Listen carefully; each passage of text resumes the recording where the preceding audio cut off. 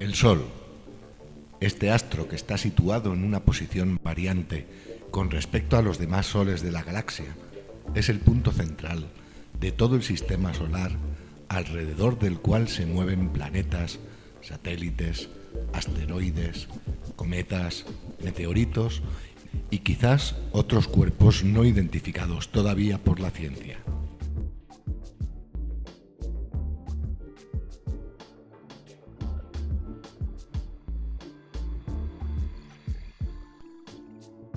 Se mueve con respecto a los demás soles, siguiendo un camino orbital que se repite y que varía por la precesión de su eje solar, con respecto a las distintas posiciones que ocupa en los brazos galácticos. Ciertamente, para nuestra concepción, tiempo, vida, espacio, el Sol está siempre fijo y su movimiento es prácticamente imperceptible, si no se usaran aparatos hipersensibles para medirlo con respecto al centro relativo al cual orbita y al centro galáctico.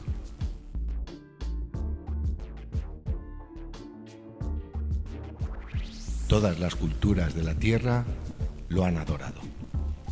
La magia y la persuasión que este astro ha causado siempre en todas las culturas ha sido grandiosa.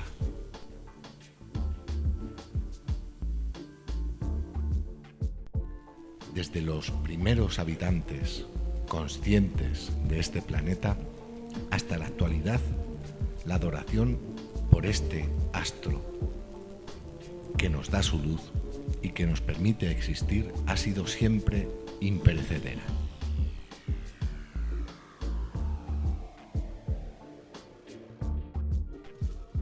Podría introducirme en la importancia que ha tenido y tiene el Sol en la civilización humana a través de todas estas culturas. Pero la realidad es que esto no es preciso en este instante, en este desarrollo que estoy llevando, por lo cual me centraré exclusivamente en dar los datos que científicamente nos puedan hacer ver un poco más en profundidad lo que en realidad representa el Sol para todo el sistema solar.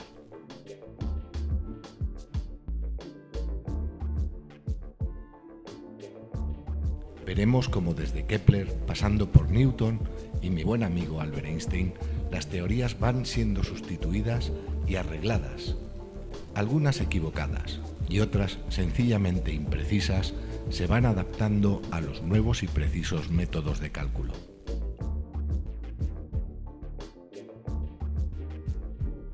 Nuestro Sol es un organismo universal, una glándula emanadora de energía de esta megaisla estelar llamada la Vía Láctea.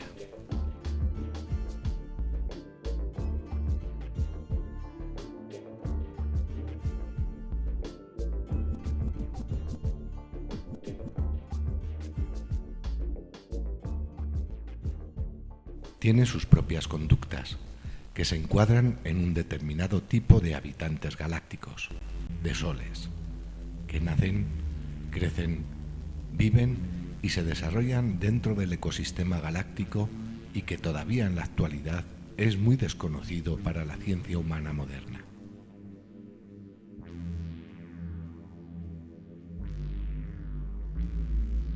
Dentro de sus movimientos vitales se encuentran el movimiento de rotación,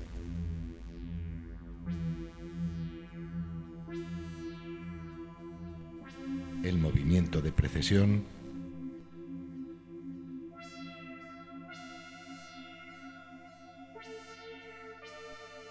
movimiento de sístole y diástole, o llamado latido solar, el movimiento de traslación,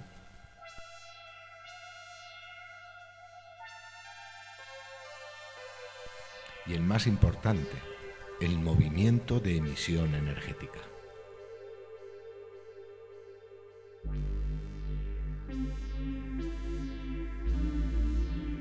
Todos estos movimientos principales, innatos, influyen y determinan las características de los planetas que nacen de su interior y de la propia actividad del sistema solar como conjunto.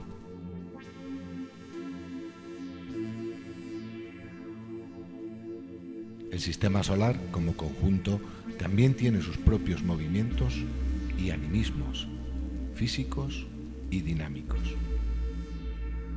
Entre ellos están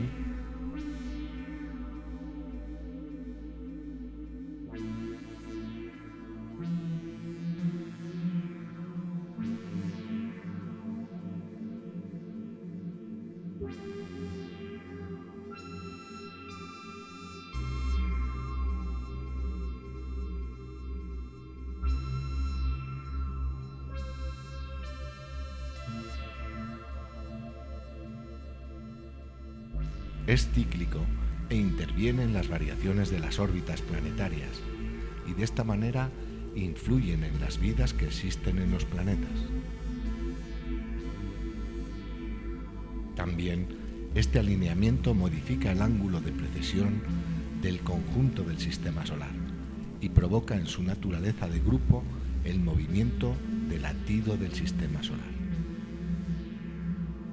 Este latido son las contracciones y expansiones que cíclicamente sufre por efecto de las propias fuerzas internas.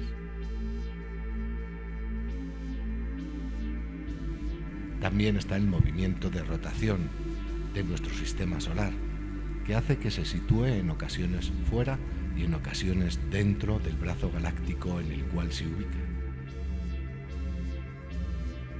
El movimiento de traslación. Este movimiento lo ejecuta alrededor de un punto central relativo del brazo galáctico de Orión y le permite en conjunto moverse por los espacios internos galácticos hacia aquellos puntos de mayor atracción gravitacional e igualmente le permite adentrarse o separarse más o menos del centro galáctico.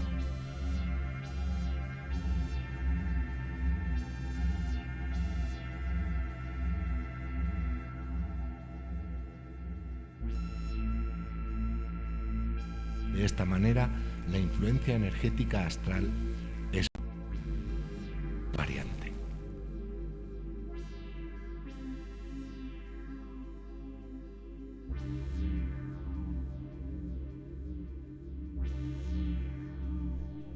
Movimiento de precesión.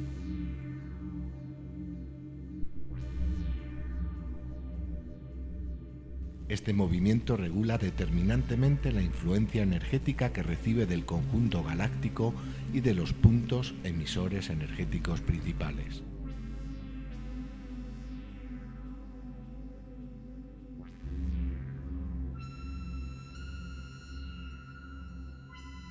El movimiento solar a través del espacio y entre distintas fuerzas equilibradoras de los demás soles ha sido descubierto y se ha podido establecer que se mueve en unos 225 kilómetros al segundo. Este movimiento orbital es periférico, o sea, que lo realiza en la periferia de nuestra galaxia.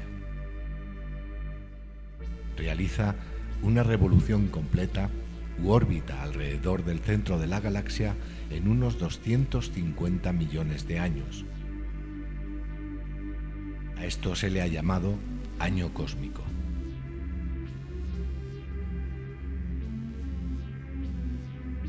Precisas mediciones, dentro de las posibilidades actuales, han estipulado que ha realizado ya unas 22 revoluciones, ya que su edad se ha datado en unos 5.000 millones de años.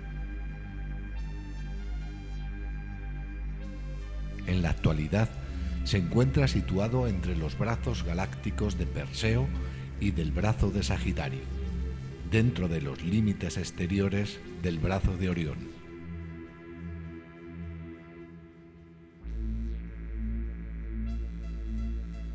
Donde se aprecia la integración galáctica del Sol es cuando se conoce que pertenece a un sistema formado por 200.000 millones de soles.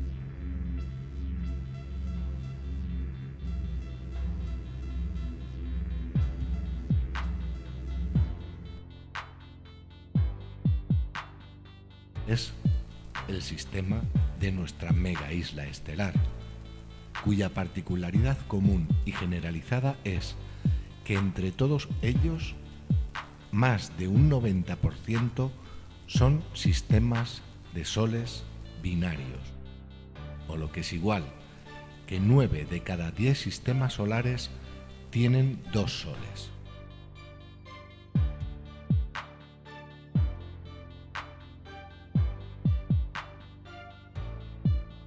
Este es un dato muy importante para entender mejor nuestro sistema solar.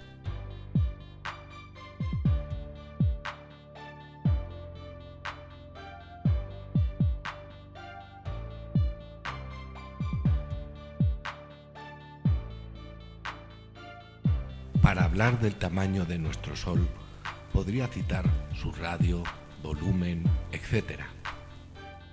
Pero creo que se aprecia mucho más si bajamos a un ejemplo más práctico, que nuestras neuronas sean capaces de absorber y memorizar al primer intento, y sin que esto suponga ningún trauma de comprensión de datos.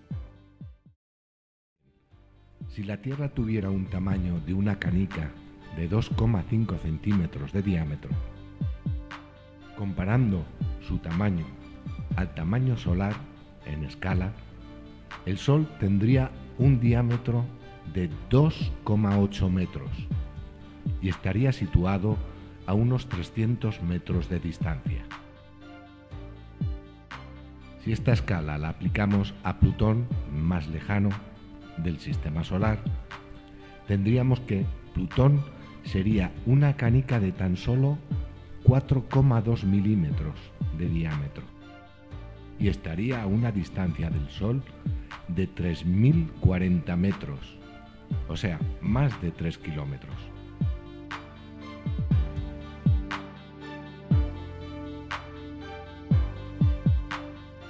Continuaré ahora dando datos científicos admitidos oficialmente, hasta que lleguemos a una parte que yo defino y titulo como controversias científicas modernas sobre el Sol.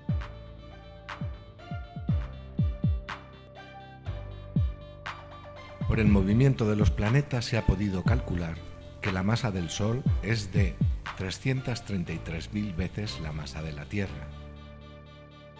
Y en cuestión de volumen, dentro del Sol cabrían 1 millón de tierras.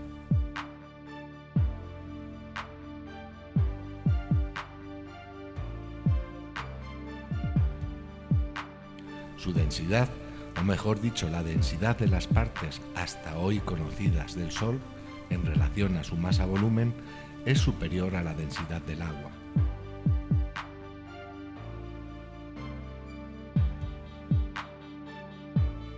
Su dinamismo cinético, medido en temperaturas, es un enigma científico. Esto ha sido oficialmente reconocido de esta manera como tal, ya que según cálculos actuales, la parte más central que se ha conseguido medir parece ser que es de unos 15 millones de grados centígrados. Estas mediciones han verificado que en la superficie del Sol, la superficie solar, desciende esta actividad hasta tan solo unos 5.500 grados centígrados, pero posteriormente sube inexplicablemente en su atmósfera solar hasta 2 millones de grados centígrados.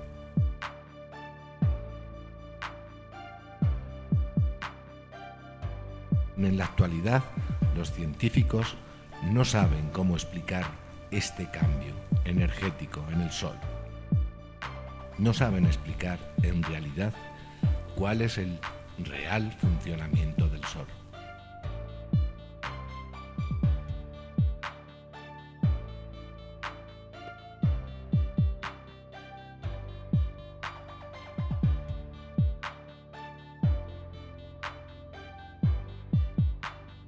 Entremos ya en las características propias de su naturaleza astrofísica que se conocen y veremos con referencia a ella estos capítulos.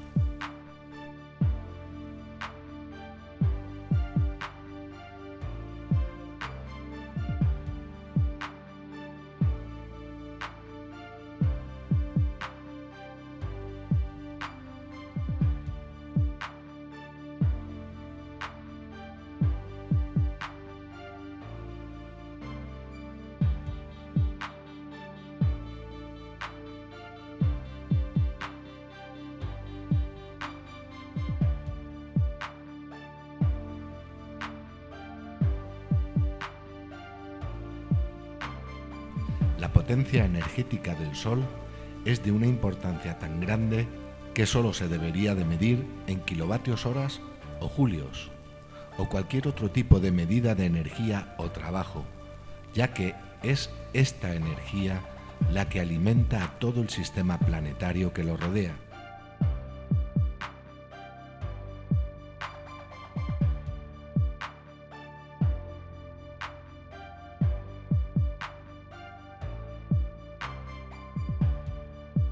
¿Qué alimento genera esta producción energética solar?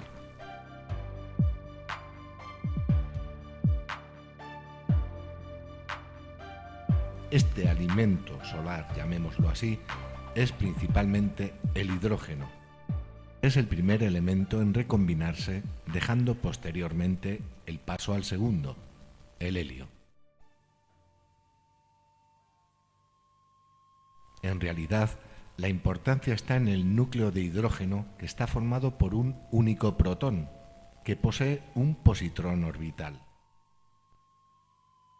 Un positrón es una partícula que tiene la misma carga y aspecto que un electrón, pero tiene carga positiva, mientras que el electrón tiene carga negativa.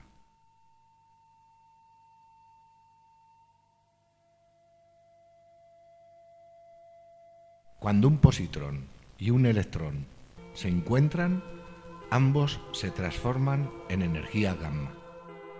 Esta energía gamma puede transformarse nuevamente en materia. Como es cuánticamente probable esta posibilidad, según la dinámica manifestativa universal, es verdadero que la partícula que se forme tiene que tener una carga determinada.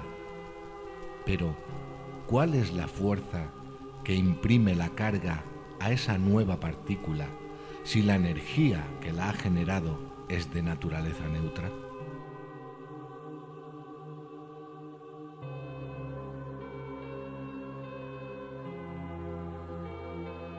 Las reacciones que se dan en el núcleo del Sol son de fusión, especifico claramente, de fusión protón-protón.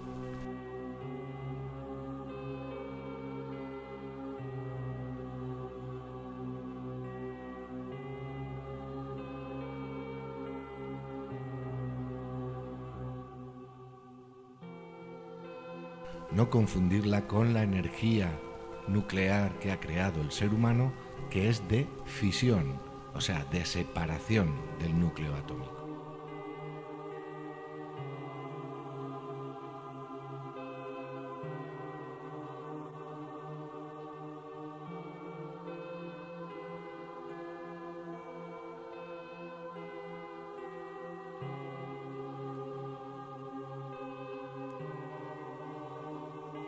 En estas reacciones, como digo, de fusión, significa que existe una fuerza voluntad, llamémosla así, que induce a los átomos de hidrógeno a unirse entre ellos, creando otros átomos secundarios. Sin embargo, antes de dar lugar a estos átomos secundarios, se crean los llamados isótopos de hidrógeno. Estos isótopos tienen un núcleo formado por un protón y un neutrón y se le llama deuterio. Cuando se forma un núcleo de este tipo, se liberan en su unión un positrón y un neutrino.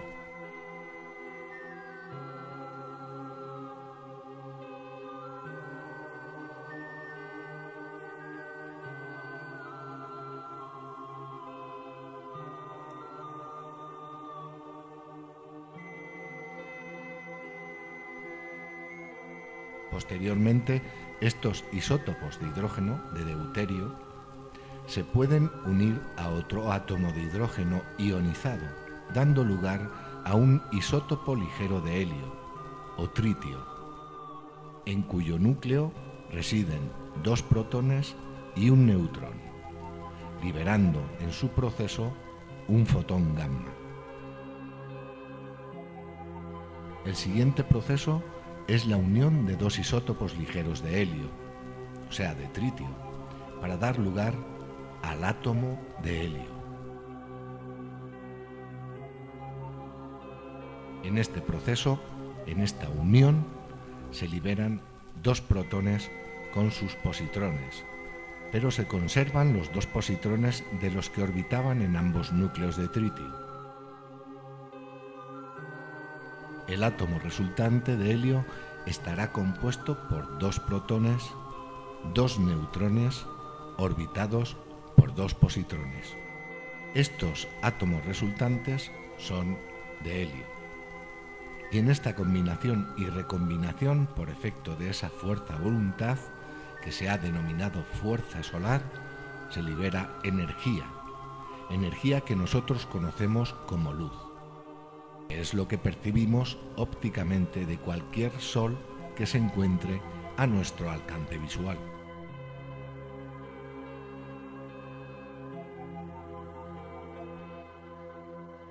Esta teoría fue finalmente plasmada en fórmula matemática por Albert Einstein con su famosa fórmula de E igual a m por c al cuadrado, en donde E es energía, m es materia y c al cuadrado es la velocidad de la luz al cuadrado.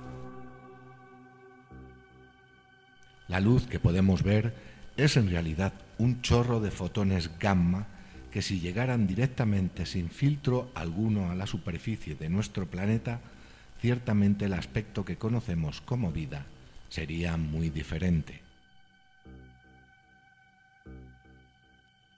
Y en caso de que llegara en estos momentos que estamos ahora, sin ser filtrada, la actual arquitectura de la vida mutaría radicalmente.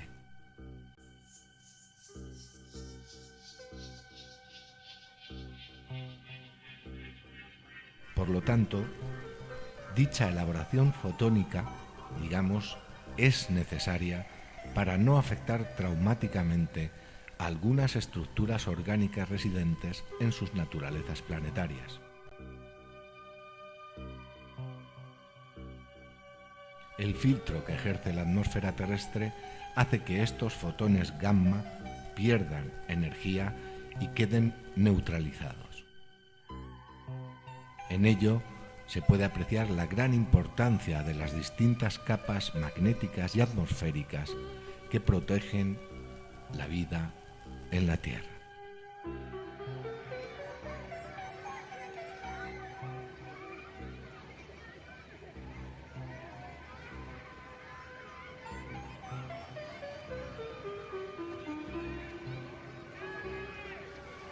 Alterando la atmósfera con nuestras emisiones industriales, agrícolas y químicas, ¿podemos dañar gravemente nuestra capa protectora?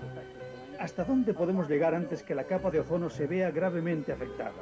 ¿Cómo podemos estar seguros de todo esto? De todas estas preguntas los científicos apenas empiezan a tener respuestas.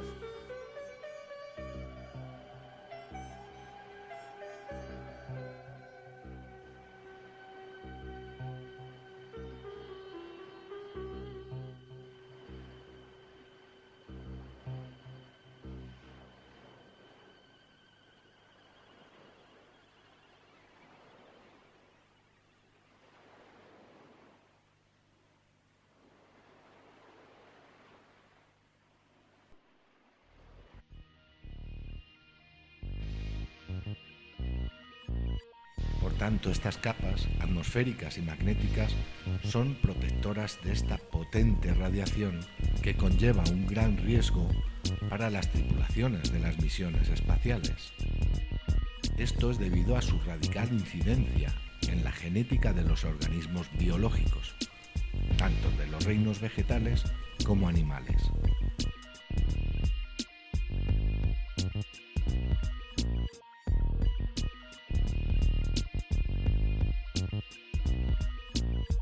¿Dónde sufren los fotones gamma esta modificación para no ser tan dañinos?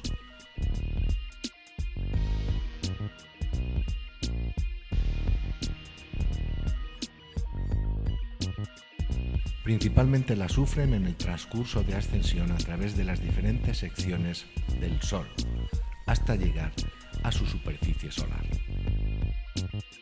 habiendo sido generados en las partes más internas del Sol, resulta que a causa de las continuas absorciones y reemisiones que experimentan en la energía invisible del interior del Sol, emplean unos 9 millones de años hasta llegar a la superficie solar.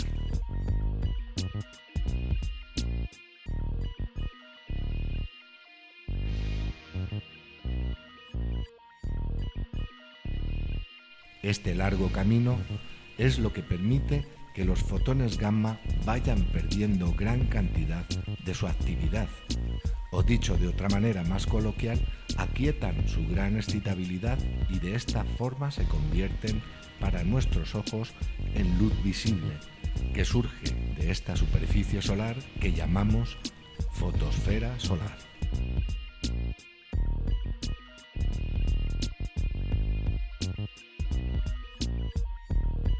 La fotosfera solar es la superficie del Sol. De ella surge la luz que vemos y también aquella que no vemos.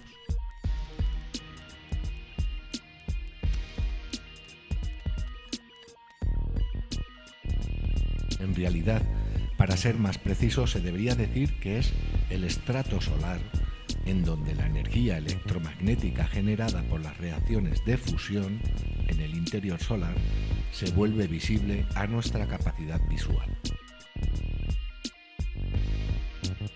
Dicho de otra manera, ocupa la frecuencia de nuestra capacidad visual, que corresponde a la de los colores del arco iris, pero que surge del Sol como un paquete compacto de luz blanca.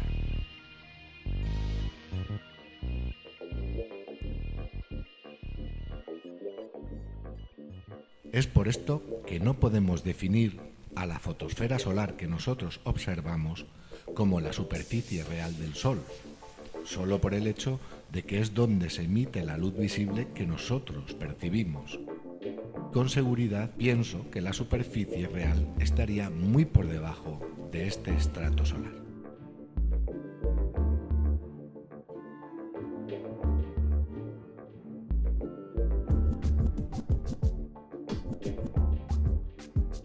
Al ser detectable en la banda de luz blanca, se ha podido establecer que este estrato tiene un grosor de entre 400 y 500 kilómetros.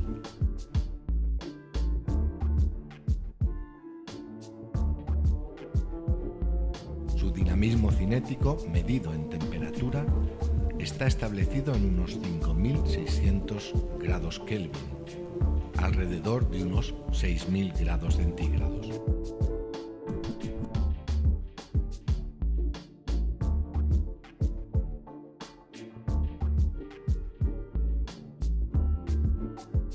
Su distancia del centro solar se ha estipulado en unos 696.000 kilómetros. Por tanto, podemos decir, sin temor a equivocarnos, que el núcleo solar es totalmente desconocido para la ciencia humana.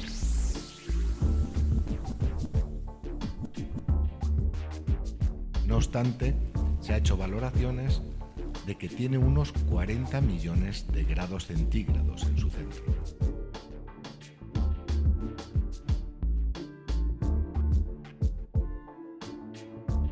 Continuando con la fotosfera del Sol, hay que decir que se ha podido estudiar este estrato con bastante detalle, ya que la luz que vemos está localizada principalmente en esta zona. Parece ser que este estrato afecta a la radiación energética generada por el Sol en su interior y se vuelve visible a nuestra capacidad receptiva. Permite de esta forma que los fotones escapen al espacio llegando a los diferentes planetas y con diferentes intensidades, lo cual produciría en los ecosistemas de cada uno de los planetas distintos efectos. En el caso de la Tierra, esta luz blanca es visible al cabo de 8,3 minutos, después de haber salido de la fotosfera solar. Es el tiempo que tarda de llegar desde el Sol a nuestro planeta.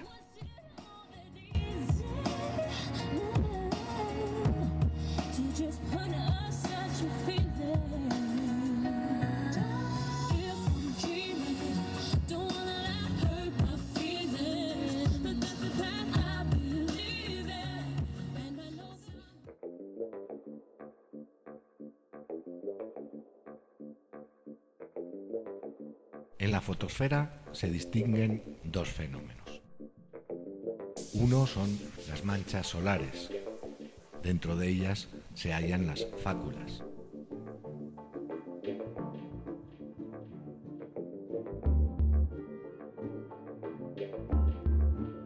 Y la segunda es la granulación solar.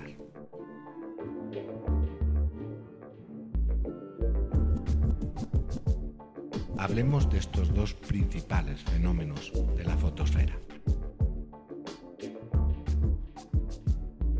Las manchas solares y fáculas son fenómenos que se evidencian a través de esta fotosfera y que han sido definidos por la ciencia como intensos campos magnéticos anormales que afectan por sus emisiones a los planetas.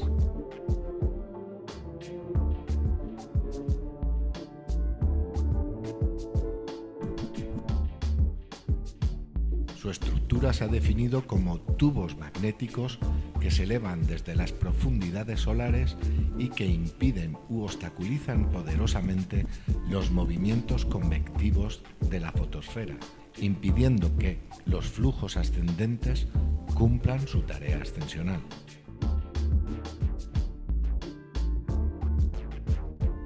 Debido a esta facultad, parecen estables e inertes.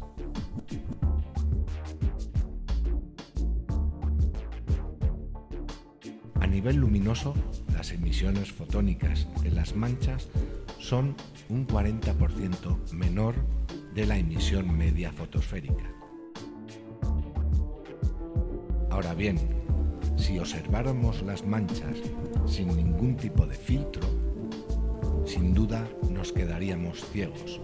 Las retinas se nos quemarían en los ojos. Por tanto, son necesarios unos instrumentos especiales para poder observarlas sin riesgo.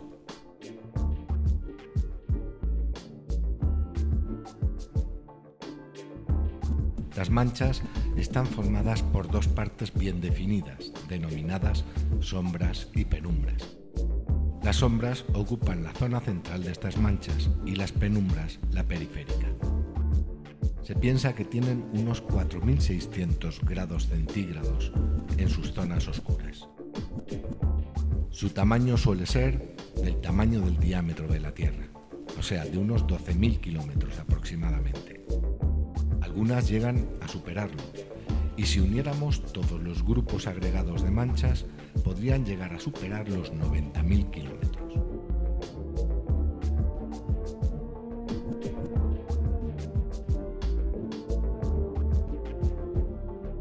Son relativamente inmóviles. En algunos casos se han detectado claras oscilaciones o movimientos propios e independientes de la fotosfera, lo cual ha creado nuevas preguntas por resolver con referencia a estas diferentes manchas solares, aunque la tónica general es que participen de la rotación solar.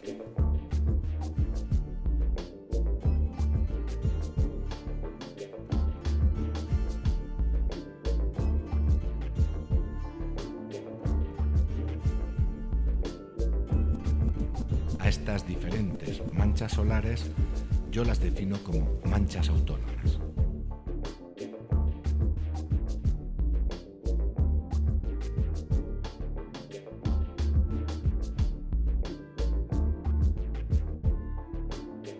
Algunas de ellas con formas muy particulares.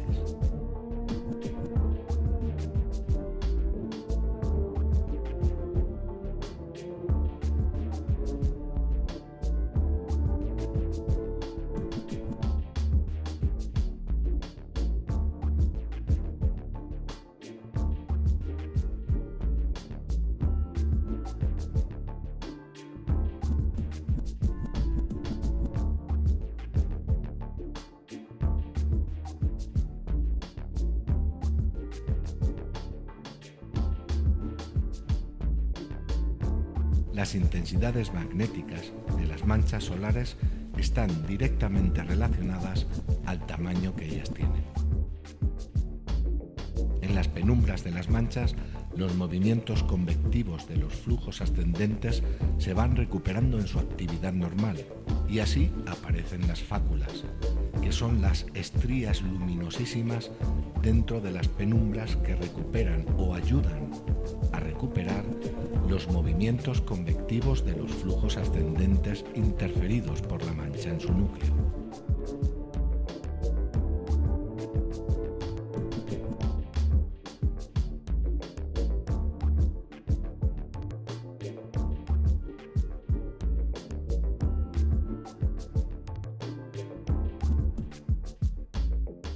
Su temperatura es superior a la de la fotosfera. Esto intriga poderosamente a los estudiosos del Sol, ya que por una lógica aplastante deberían de ser más frías que la fotosfera, por la cercanía a las manchas. Sin embargo, no ocurre así.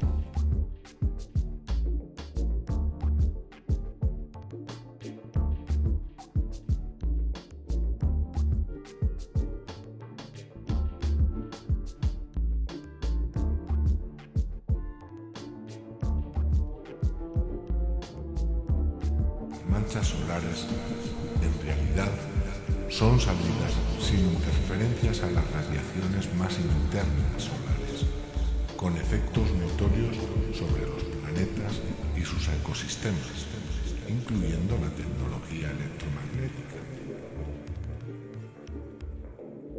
Permiten la salida sin elaboración de la radiación gamma interna y poderosa de las partes más profundas del Sol.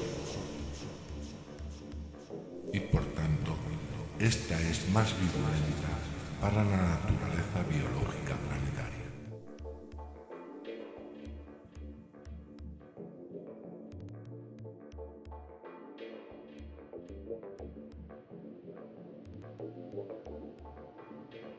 Veamos la granulación de la superficie del Sol.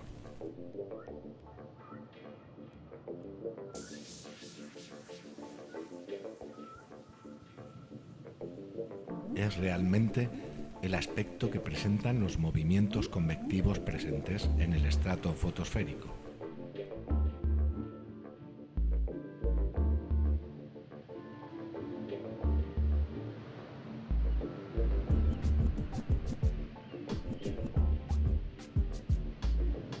Estos movimientos ascendentes y descendentes se manifiestan con un riguroso orden de alternancia y presentan formas circulares o hexagonales.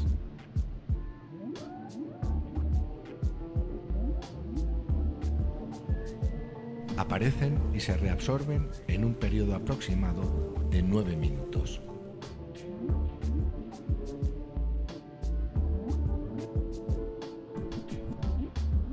Son especialmente notorios en periodos de actividad solar mínimos.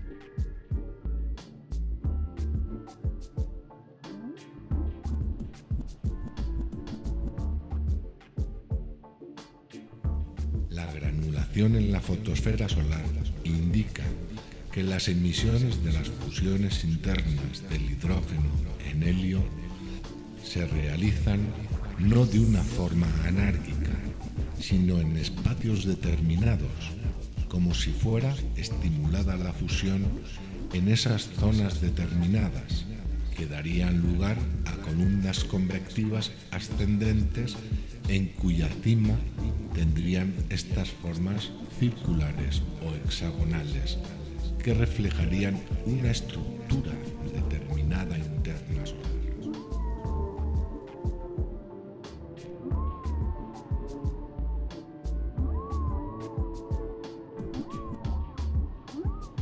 Esta granulación fotosférica y sus emisiones fotónicas tienen directa relación con lo que se ha convenido en llamar constante solar. Según la ciencia terrestre, la constante solar es la cantidad de energía en todas las longitudes de onda que en cada segundo incide perpendicularmente sobre un metro cuadrado de superficie expuesta a la luz solar.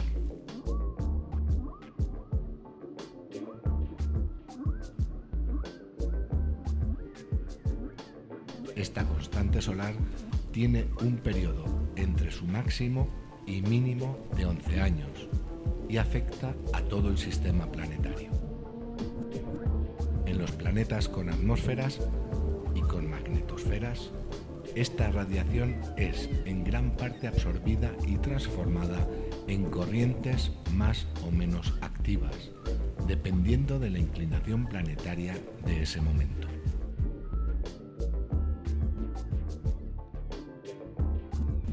Esta absorción influye en los vientos que, dependiendo de su valor, afectarían a las condiciones atmosféricas planetarias.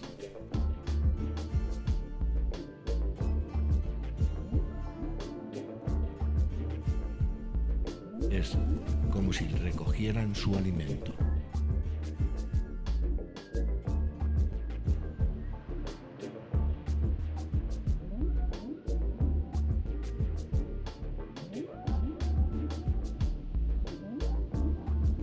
En el caso de la atmósfera terrestre, la energía absorbida es de una cantidad considerable, ya que se trata de más del 25% de la radiación solar que llega a la superficie terrestre.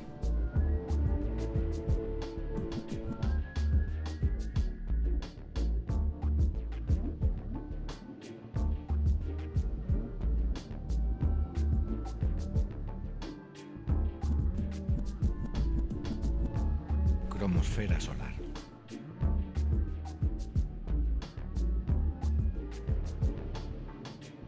Según la ciencia, es la región que se sitúa por debajo de lo que se ha llamado atmósfera solar.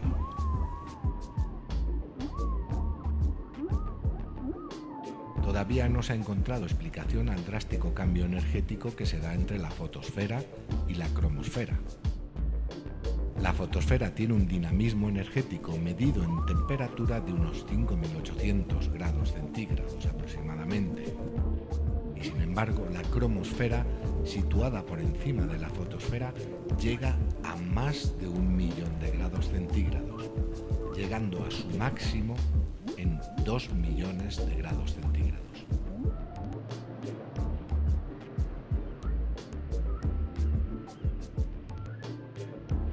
Este estrato, situado inmediatamente por encima de la fotosfera, para ser bien estudiado se debe de observar a través de luz monocromática en las bandas de mayor absorción del espectro solar, como lo es la luz roja del hidrógeno neutro.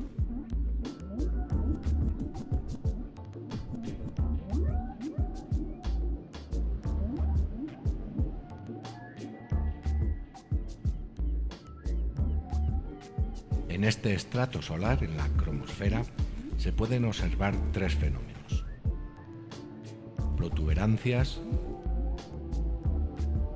fáculas y espículas, fulguraciones.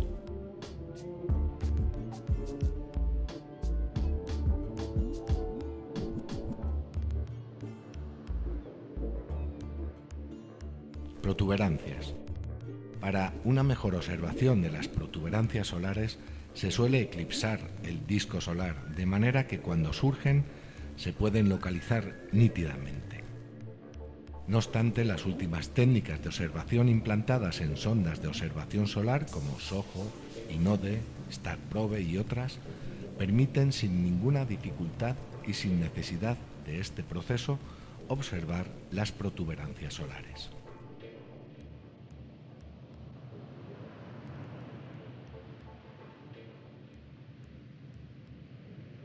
Son chorros luminosos de gas emitido con gran potencia por el Sol, que al ser atraídos por los fuertes campos magnéticos solares se forman como bucles o rizos de gas a grandes temperaturas.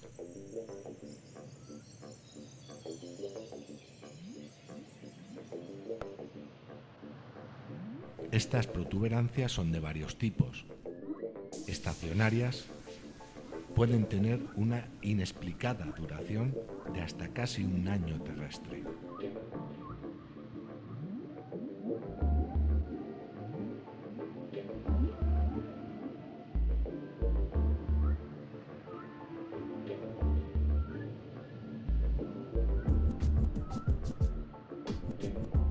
activas, estas, contrariamente a las anteriores, son de un desarrollo rapidísimo.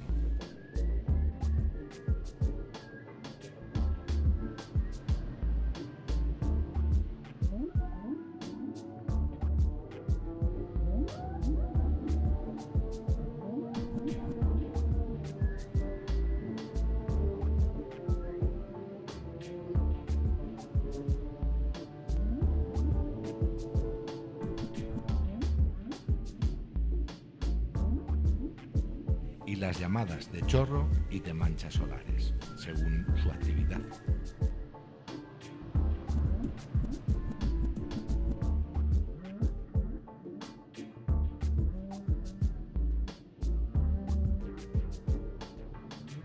En este estrato solar de la cromosfera se dan, como hemos dicho, fáculas y espículas. Son también observables en banda monocromática las fáculas que aparecen ópticamente en esta zona como regiones más brillantes que el resto de la cromosfera solar.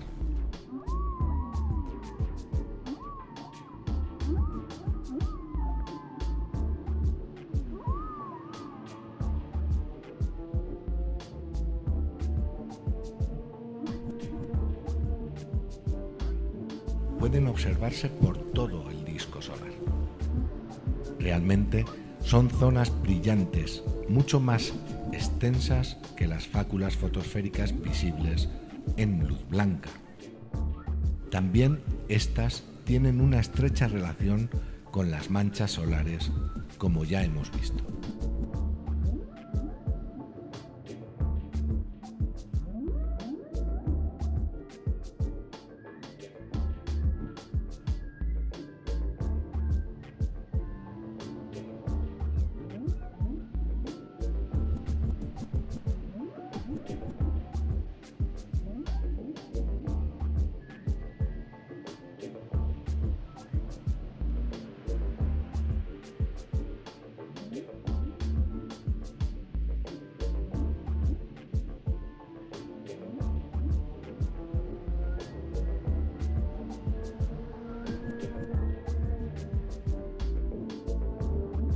Las espículas son, según Angelo Secchi, que era un sacerdote y un astrónomo que nació en 1818, las define como pequeñas llamitas bajo la acción del viento solar que dan a la cromosfera el aspecto de un prado de llamas. Son muy móviles, son muy activas y se curvan por la acción del campo magnético solar.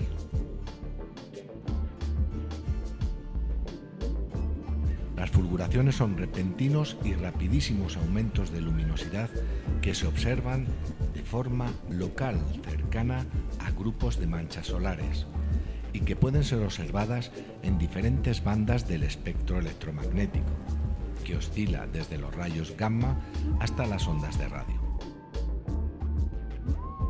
Solo las más intensas son observables con luz blanca, o dicho de una manera coloquial, a simple vista. Se descubren en la cromosfera, pero debido a su movimiento ascendente, como las protuberancias, llegan hasta la zona más alta de la cromosfera, que se llama corona solar.